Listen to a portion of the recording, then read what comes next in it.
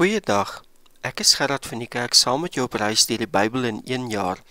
Vandag oordink ons met Markus 8 vers 27 tot 38. En hierdie is vir my persoonlik 'n baie belangrike gedeelte in die evangelie van Markus.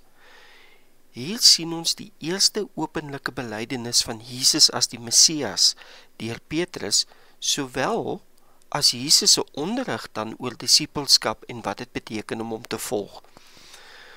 Ons sien ook dat in hierdie deel dat Jesus die Christus is, maar hy is nie die soort Messias wat die mense verwag het nie. En dan ook sien ons dat om hom te volg beteken dit dat ons onsself moet verloon, ons kruis opneem en hom getrou te volg, selfs al kos dit ons lewe. So kom ons gaan kyk so 'n bietjie in meer detail. In vers 27 tot 30 vra Jesus vir hulle, wie sê julle is ek? Nou, Jesus vra hierdie vraag terwyl hulle in die omgewing is van Caesarea Philippi, wat berig was vir heidense gebruike wat daar hoogtyd gevier het. Benewens die klomp Griekse gode wat daar aanbid is, het hulle ook die oergod Baal daar aanbid. Jesus vra dus heel gepas in hierdie stad met sy afgode, wie die disippels glo hy is, want hy wil hê dat hulle hom as die Seun van God, die Messias, moes erken. Hierna sou hy die disippels dan leer dat hy die lydende Messias is. Ons sien dat Petrus bely, U is die Christus. En wat belangrik is, mense het baie verskillende opinies oor Jesus. Ons sien hier dat daar gesê word, party sê hy is Johannes die Doper, ander sê hy is Elia die profeet. Maar wie sê ek en jy is Jesus vandag? Nou die disippels se verwagting van die Messias was heel anders as wat God bedoel het met Jesus Christus, en daarom belet Jesus die disippels om ander te vertel dat hy die Messias is, want hy moes hulle nog leer van die werk wat hy deur sy lyding, sy dood en sy opstanding sou moes doen. Nou ek neem uit hierdie vraag wat Jesus vra vir hulle, wie sê julle is ek? Neem ek dat daar persoonlike geloof nodig is. Dit is nie net genoeg om te weet wat ander sê nie. Ek en jy moet self antwoord, wie is Jesus vir my? Wie is Jesus vir jou? Want slegs deur sy ware identiteit as die Seun van God, ons Messias te aanvaar, verkry ons wat glo en bely verlossing.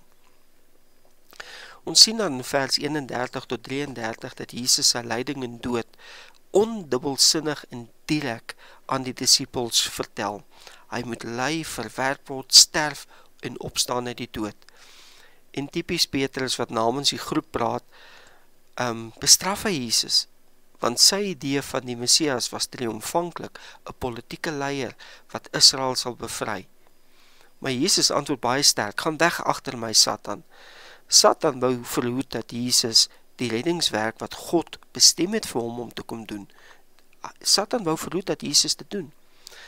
En in Petrus wat optree in sy eie emosies, sy eie verwagtinge en sy eie menslike begeertes aangaande die Messias, en nie aan God se doel en plan met Jesus dink nie, staan hy as 'n Satan in die weg van Jesus se doel en goddelike roeping. So, ek en jy moet God se plan aanvaar, selfs al pas dit nie in by ons verwagtinge nie. Iets om aan na te dink. Ware disippelskap word dan ook vir ons hier gewys deur Jesus wat vir ons sê in vers 34 tot 38 dat ek en jy ons kruis moet aanneem. Jesus sê baie duidelik, as iemand agter my wil aankom, moet hy homself verloon en sy kruis opneem en hom volg. Nou Jesus toon hiermee aan ons dat ons hom met oorgawe moet volg en dien. En dit verg moed. So, om hom te volg en te dien, vereis dan dat ons onsself verloon. Dit gaan nie net oor geloof nie, maar oor oorgawe.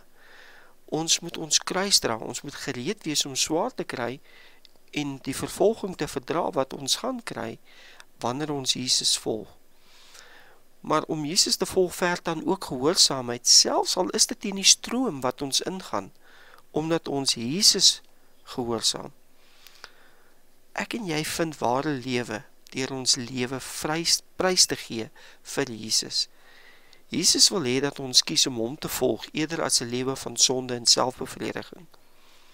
Om ons lewens vir Jesus te verloor is ware wins. Ek wil jou uitnooi om 'n vraag of 3 binnend saam met my te oordink vandag. Antwoord die Heilige Gees. Antwoord jouself, wie is Jesus vir jou persoonlik? Jesus vra, wie sê jy is ek? Ons kan nie op grond van tweedehandse geloof van ander leef nie. Ek en jy moet glo. Tweede gedagte, hoe lyk my en jou selfverloning in ons daaglikse lewe? Watter keuses of gewoontes moet ons in ons lewens neerlê, sodat ons Jesus kan volg? En dan die laaste gedagte, volg ek en jy Jesus regtig? Of volg ons hom net wanneer dit gemaklik is?